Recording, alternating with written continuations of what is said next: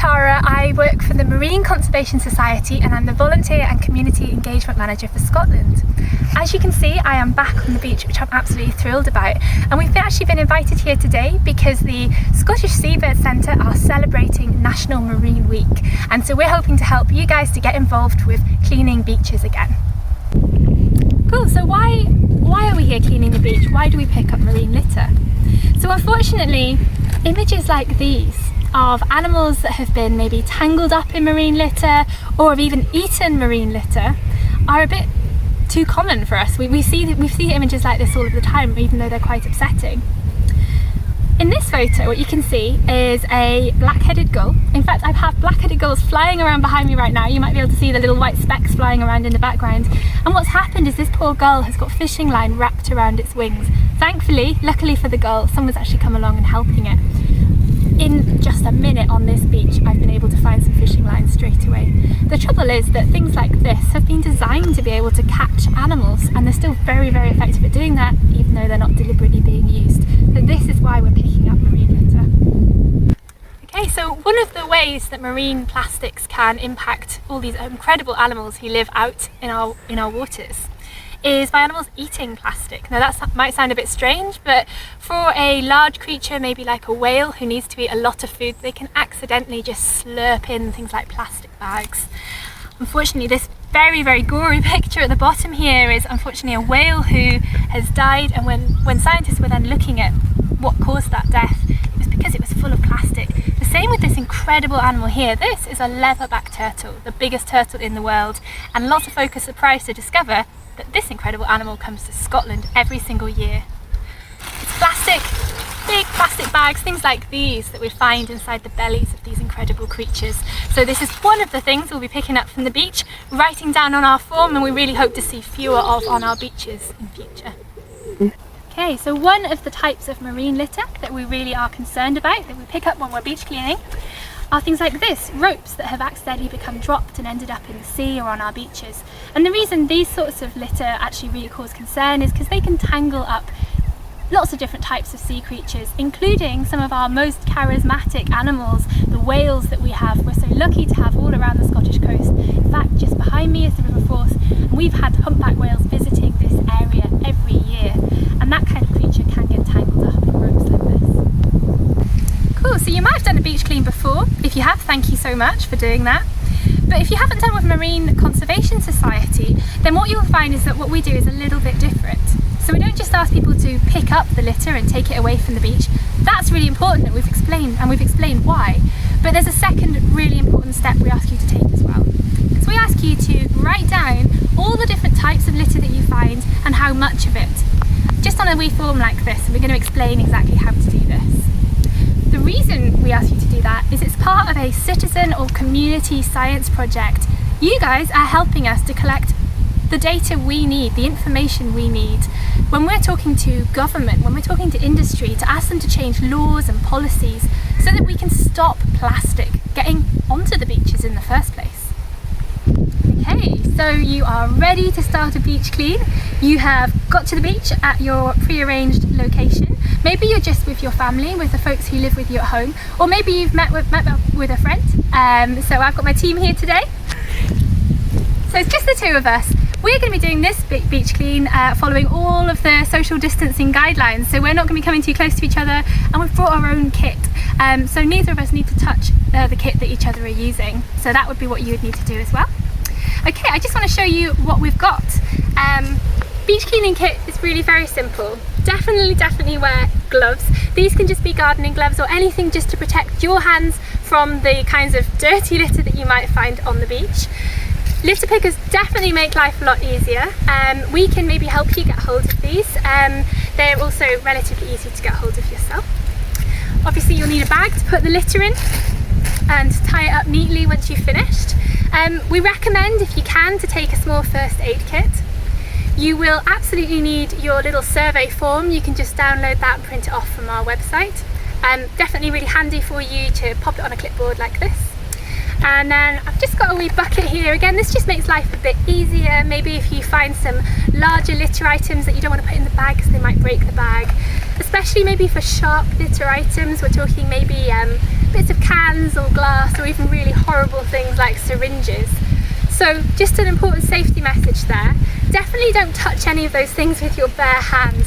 Only pick up those horrible sharp objects if you feel totally safe to do so, using a litter picker, ideally with a special sharps kit. They're quite easy to get hold of, and they can be disposed of in one of these special yellow sharps boxes.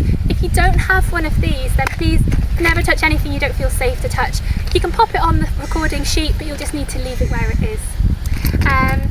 That's about it, so you really don't need much kit. Okay, so just before we can start cleaning the beach, one last thing to do. We want to mark out the area we're going to be cleaning. So by all means, you can clean as much or little of the beach as you like, but for the purposes of the survey, the litter survey, we're asking that you do ideally 100 metres length of the beach, but a minimum of 10 metres. We do recognise that with small groups, there's just 2 of us today, 100 metres might seem like quite a lot. So just to show you what I'm going to do, I've got some handy flags, but you can use just a bag or a top or whatever, nothing fancy. So I'm just going to pop a wee flag in the start so I can very easily see where my start is. And I've got a tape measure here marking out 10 metres, but you can just pace it out as well, so I'm going to go off and do that.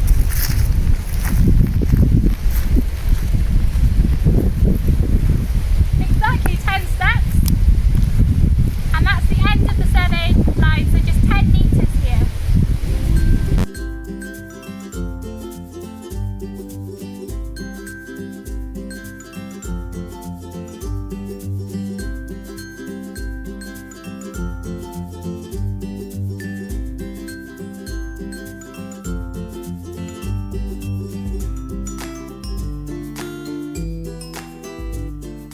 Okay, so when you're doing your beach watch survey, you'll obviously be picking up litter. You need to identify what it is so you know where to put it on the form. Some things are dead obvious, we all know what this is. Not everything though. If you saw this on a beach, do you know what it was? In fact, this is a wet wipe. We find loads of these on beaches all around Scotland, and the trouble is they're made of plastic. So folk are accidentally flushing them down the loo. They then go through the sewers into the sea, and they end up on our beaches. So people are contributing to the plastic pollution problem without even realising. If you find these on the beach, you go to the sanitary part of the form, and they're listed here, wet wipes, and you can see we found a lot in this little 10-metre section of the beach. Okay, so just to look at other things you might find on the beach that may be a bit harder to recognise. So this, any ideas? This is actually a cotton bud stick. It may look like a lollipop stick, but what I know from doing quite a few beach cleans, you look at both ends and what you'll see is it's got little ripple lines, and that's where the cotton bud ends would be glued onto. The trouble is this plastic stem, again, people are flushing it down the loo, and the plastic stem comes all the way through the sewers and onto the beaches. So you pop those into sanitary along with the wet wipes and things like that. Another thing you might find when you're on the beach are these. So these are called mermaid's tears, or even nurdles. We'll call them nurdles here.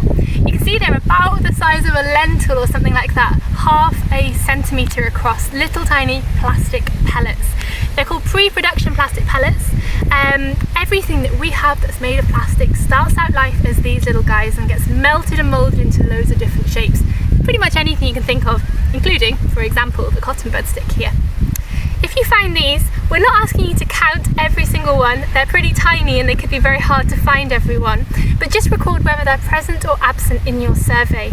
And then what we do is we share that information, and you can take part in something called the Great Nurdle Hunt, another citizen or community science project, and that's where folk are recording these types of plastic all over the world, so you can be contributing to that important work too.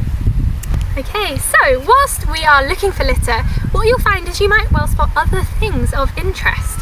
So this is a real treasure that I always love finding on the beach. You may know what this is. They come in various shapes and sizes, and that's how you can work out what sort of animal made it. But this is an egg case, so the egg of something called a thornback ray. Sharks often lay eggs as well, and they come in different shapes and sizes. So this is a really exciting thing to find on the beach. You can work out what sort of animal laid the egg, and then you can take part in another important project and share the information, what you found with the Great Egg Case Hunt. Okay, so thank you so much for getting this far, for learning about what we do.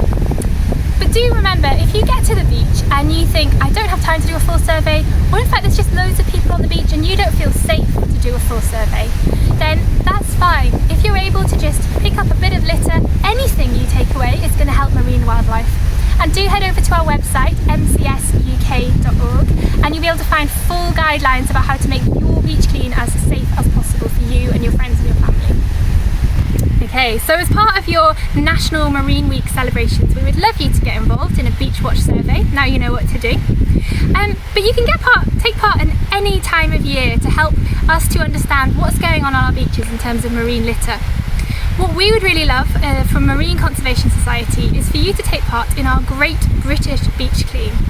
So this is where we ask as many people as possible to clean beaches all around the UK at the same time. So it's the 18th to the 25th of September this year, a whole week, and following all the guidelines we've talked about.